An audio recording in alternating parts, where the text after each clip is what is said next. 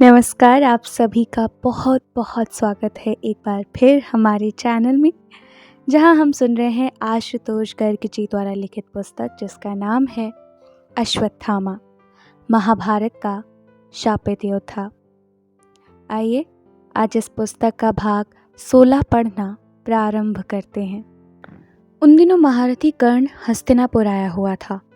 मेरी दृष्टि में कौरव पक्ष में कर्ण एकमात्र ऐसा योद्धा था जिसने दुर्योधन के धूर्त स्वभाव से परिचित होने के बाद भी दुर्योधन का एक बार भी विरोध नहीं किया, अपितु दुर्योधन के प्रत्येक दुष्कर्म में उसका साथ भी दिया। एक दिन मैं नदी तट पर अकेला बैठा पांडवों कौरवों के बीच बनते बिगड़ते समीकरणों पर विचार कर रहा था कि मैंने कुछ दूरी पर कर्ण को स्नान करके नदी से बाहर निकलते देखा। कर्ण के तन पर स्वर्ण कवच और कानों में स्वर्ण कुंडल सूर्य के समान चमक रहे थे। कहते हैं कर्ण का जन्म उन कवच और कुंडलों के साथ ही हुआ था। वे दोनों वस्तुएं अमृतमय थीं, जिसके कारण कर्ण के तन पर उन वस्तुओं के रहते उसे मार पाना असंभव था। कर्ण के विषय में यह भी प्रख्यात था कि वह अत्यंत दानवीर था और स्नान से लौटते समय उससे कोई कुछ भी मांगता तो वह मना नहीं करता था।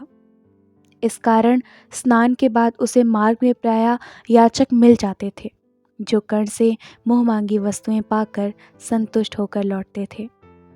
उस दिन भी कुछ ऐसा ही हुआ। याचकों को दान देने के बाद कर्ण आगे बढ़ गया। उसे मार्ग में एक ब्राह्मण मिला। कर्ण ने ब्राह्मण को प्रणाम किया और पूछा, ब्राह्मण देवता, कहिए मैं आपके लिए क्या कर सकता हूँ? यशस्वी भव, ब्राह्मण ने कहा। मैंने सुना है कि तुम किसी याचक को निराश नहीं करते। मैं इसी आशा से तुमसे कुछ मांगने आया हूँ। आदेश करें ब्राह्मण देवता, कर्ण ने कहा। मैं प्रयास करूँगा कि आपको निराश ना करूँ। मैं तुम्हारे दिव्य कवच और कुंडल की कामना लेकर आया हूँ। ब्राह्मण ने तत्काल अपनी इच्छा व्यक्त कर दी। क्या मेरी यह इच्छा पूर्ण होगी? क्षमा करें, कर्ण चौंक गया, परंतु उसने संकोच करते हुए कहा, ये कवच कुंडल जन्म से मेरे तन का हिस्सा है। मैं इन्हें आपको कैसे दे सकता हूँ? आप इन्हें छोड़कर और कुछ भी मांग लीजिए। ब्राह्मण ने कहा, मैंने सुना था कि इस पृथ्वी पर तुमसे बड़ा दानी कोई नहीं है। संभवतः मैंने गलत सुना था। मुझे और कुछ नहीं चाहिए।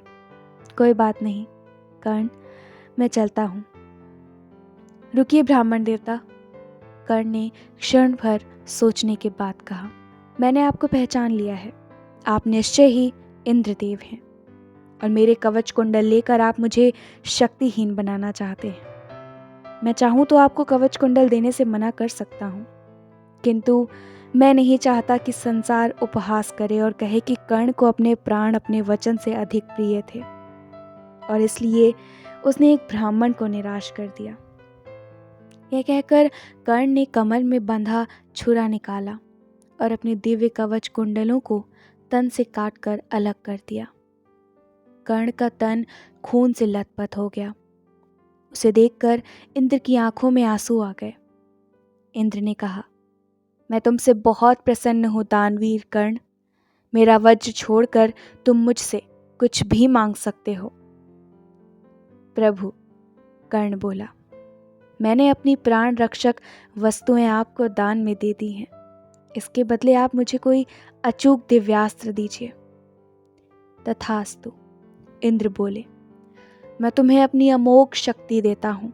यह अचूक है और इससे शत्रु का अंत निश्चित है, परंतु ध्यान रहे कि तुम युद्ध में इसका प्रयोग केवल एक बार कर सकते हो। कर्ण को अमोघ शक्ति प्रदान करके और उसके कवच कुंडल लेकर इंद्र अंतर्ध्यान हो गए। मुझे यह समझते देर न लगी कि इंद्र ने यह कपटपूर्ण कृत्य इसलिए किया क्योंकि युद्ध में केवल अर्जुन ही कर्ण को परास्त कर सकता था, किंतु कर्ण के तन पर कवच कुंडल होते हुए उसे पराजित करना असंभव था। इंद्र ने अर्जुन की विजय सुनिश्चित करने के उद्देश्य से कर्ण के अभेद्य कवच और दिव्य कुंडल उससे छीनने हेतु यह कुटिल चाल चली थी। अब प्रश्न यह था कि इंद्र की अर्जुन से ऐसी क्या निकटता थी जिसके कारण इंद्र ने छल पूर्वक कर्ण से ऐसा विकट कार्य करवाया और अर्जुन की सहायता की। इस उत्तर को खोजने के लिए मेरे पास एक ही स्थान था। मैं महात्मा विदुर के पास पहुंच गया। मैंने विदुर को यह घटना सुनाई और इंद्र की अर्जुन से घनिष्ठता के विषय में पूछा, तो वह मुझे साथ लेकर महल से बाहर चले आए। जब कभी ऐसा होता तो इसका अर्थ यह था कि वे कुछ गोपनीय बात कहना चाहते थे। महल के उद्यान को पार करने के बाद विदुर रुके और मुझे देखकर उन्होंने कहा, अर्जुन वास्तव में देवराज इंद्र का पुत्र है। इंद्र ने छल से कर्ण का दिव्य कवच कुंडल लेकर अपने पुत्र की विजय का मार्ग प्रशस्त कर दिया है। अश्वत्थामा। ऐसा ना जाने क्यों होता था कि मेरे किसी प्रश्न के उत्तर में विदुर कुछ ऐसा कह देते जिससे फिर किसी नए प्रश्न का जन्म हो जाता था, जिसका उत्तर भी मुझे विदुर से ही मिलता था। मैं सोचने लगा कि कुंती का पति पांडु था तो फिर अर्जुन के पिता इंद्रदेव किस प्रकार हो सकते हैं। मैंने विदुर से यह प्रश्न किया तो उत्तर में मुझे ऐसी बात जानने को मिली जिसकी मैं कल्पना भी नहीं कर सकता था। विदुर ने बताया कि पांडु के बाण से जब रति क्रिया में संलग्न किंदम मुनि की मृत्यु हुई थी तो किंदम ने पांडु को शाप दिया था कि उसकी मृत्यु भी अपनी पत्नी के साथ संभोग करने से ही होगी। बाद में किंदम मुनि की हत्या का प्रायश्चित करने के लिए पांडु वन में रहने लगा। वहां रहते हुए एक दिन उसके मन में संतान की इच्छा उत्पन्न हुई, किंतु शाप के भय से वह अपनी पत्नियों के निकट नहीं जा सकता था। इस दुविधा से पांडु दुखी रहने लगा। एक दिन पांडु को उदास देखकर कुंती उसके पास आई और उसने बताया कि उसकी कन्यावस्था में महर्षि दुर्वासा से प्रसन्न होकर उसे यह वरदान दिया था कि वह जब चाहे किसी भी देवता का आवाहन कर सकती है। यह सुनकर पांडु बहुत प्रसन्न हुआ और उसने कुंती से आग्रह किया कि वह दुर्वासा के दिए वरदान का लाभ उठाकर किसी देवता का आवाहन करे और उनसे पुत्र मांग ले। तब उस विषम परिस्थिति में स्वयं पांडु के कहने पर कुंती ने धर्मराज का आवाहन करके पुत्र रूप में युधिष्ठिर को पाया और उसके बाद एक एक करके पवनदेव से भीमसेन, देवराज इंद्र से अर्जुन का जन्म हुआ। इसके बाद पांडु की दूसरी पत्नी माद्री ने कुंती से वह वरदान उधार मांग लिया और उसके फलस्वरूप माद्री को भी अश्विनी कुमारों द्वारा नकुल और सहदेव की प्राप्ति हुई। इस प्रकार कुंती से 3 तथा माद्री से 2 पुत्रों के जन्म के बाद पांडु भी 5 पुत्रों का पिता बन गया। पुत्रों की कामना पूर्ण होने से पांडु का मानसिक तनाव समाप्त हो गया। एक दिन कामासक्त होने पर पांडु ने माद्री के साथ संसर्ग करने का प्रयास किया और तभी किंदम के शाप के प्रभाव से पांडु की मृत्यु हो गई। माद्री ने स्वयं को पांडु की मृत्यु का दोषी माना और वह पांडु की चिता के साथ सती हो गई। इसके बाद कुंती के पास अपने 5 अबोध बालकों को लेकर हस्तिनापुर लौटने के अतिरिक्त कोई विकल्प नहीं था। विदुर का यह अनुमान था कि किंदम मुनि द्वारा दिए शाप वाली बात शायद किसी को पता नहीं थी। इसलिए जब कुंती अपने नवजात पुत्रों के साथ हस्तिनापुर लौटी तो किसी ने उससे यह प्रश्न नहीं किया कि मुनि के शाप के कारण पांडु के लिए संभोग करना असंभव था, तो फिर कुंती के 5 बालकों का जन्म कैसे हुआ।